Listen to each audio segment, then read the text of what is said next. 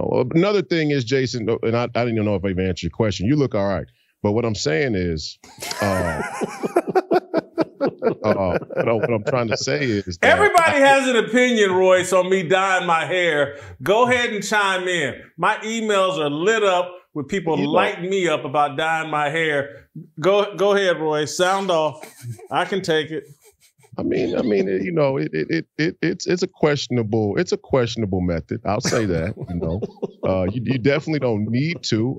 I appreciate the fact that you're willing to be honest about it and be transparent. That's a good. At least you didn't show up on the scene with black hair and try to keep black hair for 40 years into your 70s and act like it was really your hair, right? That would be dishonest and real questionable. So, you know, do your thing, but you look great with the gray. You know, what wisdom is and age is something that we should invite. Yeah, I got the grays in my beard. I wouldn't dare dye them. I want the whole thing to be gray.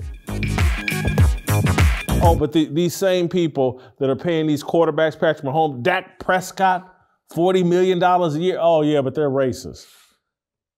They don't want to give one of these black hair coaches. Get out of here. It's a stupid Twitter argument and narrative.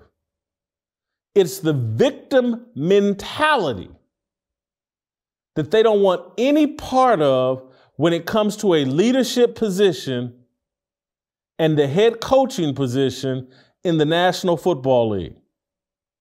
If you think you're a victim and you think, because 70% of the players in the NFL are black, if you think they're victims, you're not built for leadership.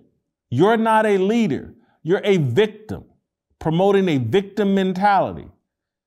Brian Flores, victim, with a victim mentality. I don't blame him for not wanting to be associated with it or him running their football team. Victims aren't leaders. Show me one of these victims who's a great leader in sports.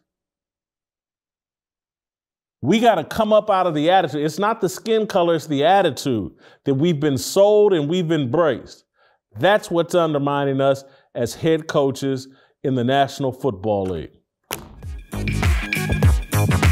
The reason why Peyton Hillis is not mentioned, because it's a natural thing. They're not trying to really uplift fathers in this matrix. They're not uplifting fathers, period. So why would they bring attention to Peyton Hillis when they have a completely young individual, Damar Hamlin, which young black kids are going to see, a lot of other kids are going to see all across this world and think it's an inspiration, think this is what I want to be. I want to be a national football player. I want to be in the spotlight. I want to be an idol. And that's what all it is. It's just like Floyd Mayweather. You're selling a lifestyle. Because if you look at Damar Hamlin's Instagram, even when nobody knows who he was still propagating himself as an idol. It just happened that it caught wind when he went down. I think really we are just like, as far as the idolatry, we're like the jackasses of this matrix, and we will never wake up about it. We always think that this is God-given or God bless this, and we just getting used. That's all it is. It's just for us to get used in this system to help everybody else stay blind and ignorant. Because of this whole Black Lives Matter, BLM, Karen, critical race theory, institutionalized racism, white supremacy everywhere. You can't remove a jerk off a plane because of all that, and 200 people have their lives disrupted because of that. We have to cut this SHIT out. It's damaging. There's black people on that flight that I'm sure were inconvenienced and irate and mad, but take race out of it. Just human beings were disrupted, had this horrible experience, traveling is a nightmare. It's always been a nightmare, but ever since COVID, it's been a nightmare. And to have someone be this rude and disrespectful, and we know for a fact, if this were a white person, not even a famous white person, but if that had been Tom Brady, the internet would have melted with stories of white, and what's the NFL? And I know Odell's not in the NFL right now, but people would want discipline and action, and it would be all over ESPN. Look at this is the white supremacy we all deal with. Look at, they made this whole plane load of people come to a standstill and a stop. But because it's Odell, it's nothing. It's Odell to wide receiver. They are idiots. Nothing to see. what it is, Jason, is the more he talks, the more I think he's what we would have called in our day slow. And instead of him ragging on the British media, he should be thanking them, because they actually gave him a persona that kind of made him get a lot more tail than he probably would have on his own. Like, they had him getting in trouble all the time. Then he went to the military, and he just seemed like he was this masculine man that every woman, wanted. But now the more he talks, I know for sure he ate boogers, because he just seems really slow, really out of it, really feminine, and he should be thanking the British press, and not, because when I hear him, I'm like, oh, good Lord, he's absolutely bonkers. Like, this man is crazy, and this woman has just turned him into this soft pudding pop that is so unattractive, and people are just sick of hearing about him and her. I thought we were done with the whole Bennifer, Brangelina. Now we have H&M, and we want to puke.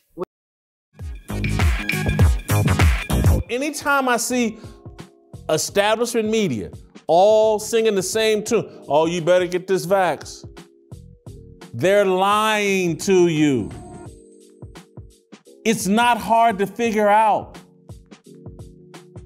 It's no different than, and I know this is going to be the funny bone for a lot of you, and you go, F Whitlock, he just a sellout. I don't care, I'm just telling you the truth. When all of corporate media, when they all get up and say, oh,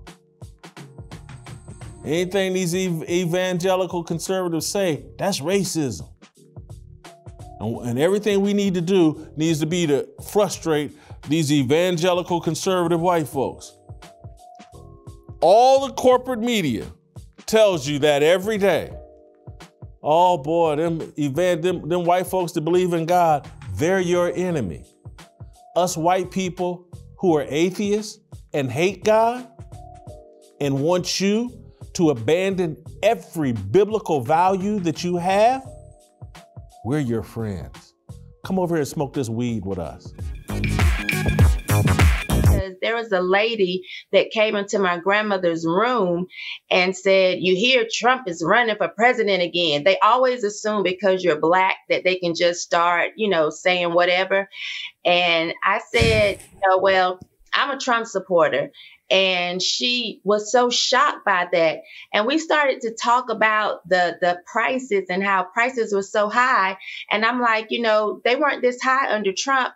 And she goes, well, I'm not worried about that. We just have to keep him out of the White House because Jesus is going to make a way for the food. Well, Jesus need to make a way for you to not be working second shift so you can be at home with your children, because right now you are here serving plates because Jesus, you struggling just like everybody else. And it just bothers me that people are so caught up in skin color and so caught up in whether or not Trump liked them that they would be willing to spite their, cut off your nose to spite your own face. Why would you do that? Pay attention to what it is doing to your family and stop running to the polls just to get a sticker and to vote for the same people that don't give a flip about how you're going to be able to provide. That is a problem. The silent P, the perverts and the pedophiles control America. That's why Jerrod Carmichael, a comedian most people haven't heard of, that man stood up on a stage in front of millions of Americans and told, I ain't even qualified. They just gave me this job because I'm Black.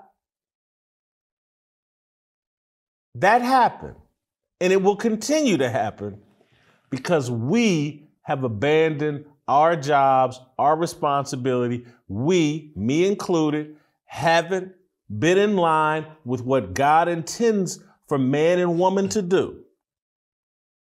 We've let the feminists, the leftists, the Satanists, the atheists control this country.